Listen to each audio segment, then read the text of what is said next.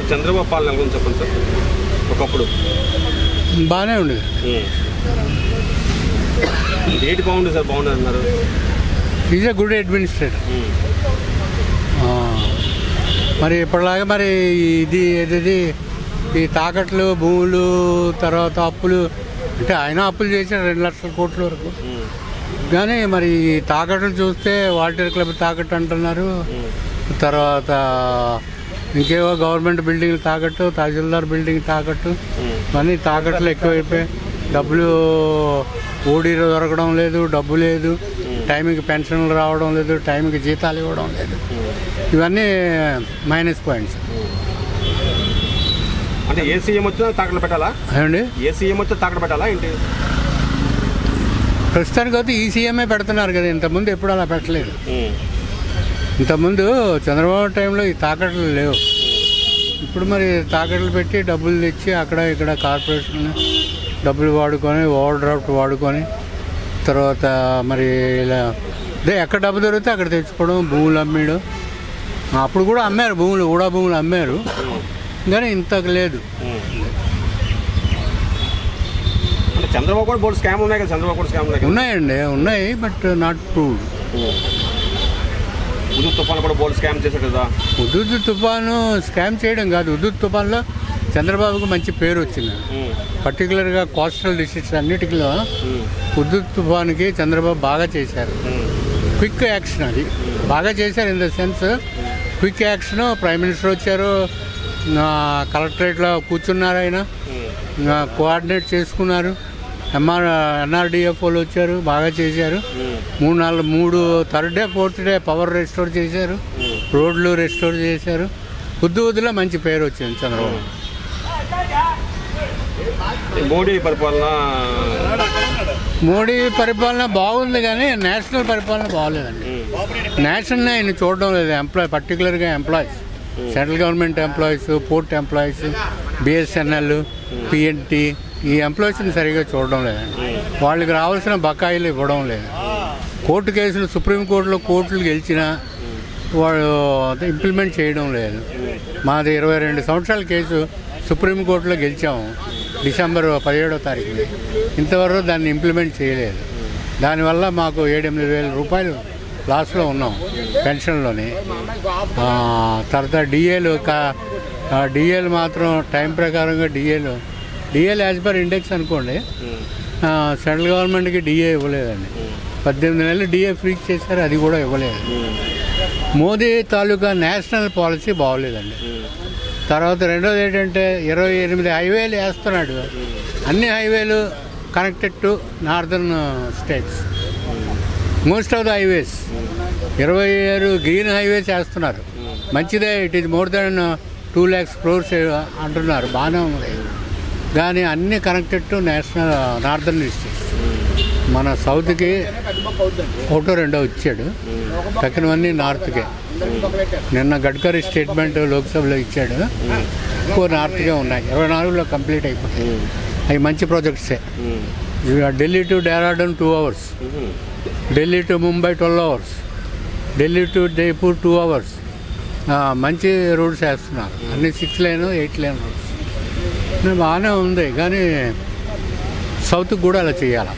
South మన మెడ్రాస్, ఔరా, Vijayawada, Calcutta, Vijayawada, Chennai, Vijayawada, Bengaluru, ఈ కనెక్టివిటీ ఉండాలి మెయిన్గా.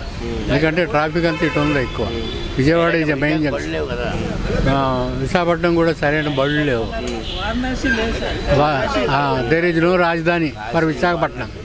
వేరే ఒరిస్సా ఈజ్ హ్యావింగ్ 3-4 రాజధాని.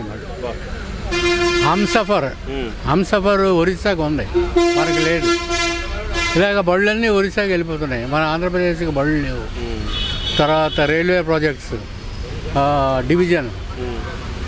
డివిజన్ ఇవ్వలేదు రైల్వేకి, ఇంతవరకు డివిజన్ ఇవ్వలేదు. ల్యాండ్ ఉంది, కడతాం అంటున్నారు. సుఖం ఏంటి? డిఆర్ఎం ఆఫీస్ తీసుకెళ్ళి రాయగడలో పెడతామని, అది నెసెసిటీ లేదు. డిఆర్ఎం ఆఫీస్ ఇక్కడ వైజాగ్లో ఉంచుతూ జిఎం ఆఫీస్ పెట్టుకోవచ్చు. మరి భువనేశ్వర్లో ఉంది కదా. భువనేశ్వర్ అంటే కుర్దా ఇస్ ద డివిజన్. పక్క స్టేషనే, 3 స్టేషన్లు లేకూడదు.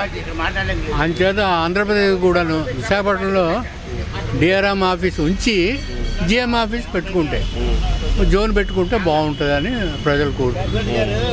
అలాగే కొన్ని ఆంధ్రాకి సంబంధించిన ప్రాజెక్ట్స్, పోలవరం అని, తర్వాత క్యాపిటల్ అని. ఆంధ్రాకి క్యాపిటల్ లేదు. అమరావతి మరి నిశ్చయించుకున్నారు, ఆయన చేతుల మీద ఓపెన్ చేశారు. ప్రైమ్ మినిస్టర్ చేతుల మీద అమరావతి ఓపెన్ చేశాడు క్యాపిటల్ అని, మట్టి తెచ్చి వేసాడు ఆ ఢిల్లీ నుంచి. మరి దానికి కట్టుబడి ఉండాలి కదా. దానికి కట్టుబడి ఉండకుండా వీళ్ళు ఏదో స్టేట్మెంట్లు 3 రాజధానులని 6 రాజధానులని వీళ్ళు ఏదో అంటున్నారు. దానికి ఎస్ ఆర్ నో అనేది ఏదో ఒకటి చెప్పాలి. అది చెప్పడం లేదు. నేషనల్ పాలిటిక్స్ బాగాలేవండి మోదీవి, పర్టికులర్గా మోదీవి. National politics is failed. కానీ ఓట్లు మాత్రం పడుతున్నాయి. గుజరాత్లో బంపర్ వచ్చింది. మరి అది ప్రజలు కూడా ఆలోచించి ఓటు వేయాలి. ఈ ప్రత్యేక హోదా అనేది చంద్రబాబు ఉన్నప్పుడు ఉంది కదా సార్? అది ప్రత్యేక హోదా లేదండి. యాజ్ పర్ కమిషన్లోనే నెక్స్ట్ ఇప్పుడు ఏంటంటారు దాన్ని, ఏ కమిషన్ అది పూర్వం 5th pay commission 6th pay ఉండేది కదా, ఆర్థిక సంఘం, దాని ఏదో ఇంగ్లీష్లో పేరు ఉంది. ప్రత్యేక హోదా ఇప్పుడు ఇవ్వరాటండి, చెప్పేశారు ఇవ్వమని. ఇవ్వాలంటే ఇవ్వచ్చు, కానీ ఇవ్వమంటున్నారు. మరి వాళ్ళేమో ఓరల్గా ఇస్తామని చెప్పారు యూపీఏ గవర్నమెంట్. వాళ్ళు ఓరల్గా అన్నారు కానీ ఎక్కడ బిల్ చేయలేదు. బిల్లో పెట్టుంటే అవును, మరి వీళ్ళు ఇవ్వమంటున్నారు. ఇంకెవరికి ప్రత్యేక హోదాలు లేవంటున్నారు. ఇవ్వాలంటే ఇవ్వాలి, ఇస్తే మంచిదే. ఇస్తే మనకి 90% ఫండ్ వస్తుంది, 10% మనం పట్టుకోవచ్చు. ఇప్పుడు హిమాచల్ ప్రదేశ్, గోవా ఇవన్నీ ప్రత్యేక హోదాలో ఉన్న స్టేట్లు ఇవి. మనకి దానివల్ల కొంత అన్యాయం జరుగుతుంది. ఇండస్ట్రీస్ రావడం, ఇండస్ట్రీ పెట్టాలంటే డబ్బు ఉండాలంటే బడ్జెట్ లేదు. మొత్తం ఆంధ్రప్రదేశ్ బడ్జెట్ 2 లక్షల కోట్లు, ఏ మూల చాలడం లేదు. హైదరాబాద్ విడదీయడం వల్ల 1,00,000 కోట్ల రూపాయలు మనం లాస్ అయ్యాం రెవెన్యూలో. మరి ఇవన్నీ మైనస్ పాయింట్స్ అండి. అందువల్ల బీజేపీకి ఇక్కడ ఓటు బ్యాంక్ యాక్చువల్గా అయితే ఒరిజినల్గా బీజేపీకి మంచి పట్టు ఉండేది. పూర్వం ఎన్ఎస్ఎన్ రెడ్డి గారి టైంలోనే, డివి సుబ్బారావు గారి టైంలో మంచి పట్టు ఉండేది బీజేపీకి.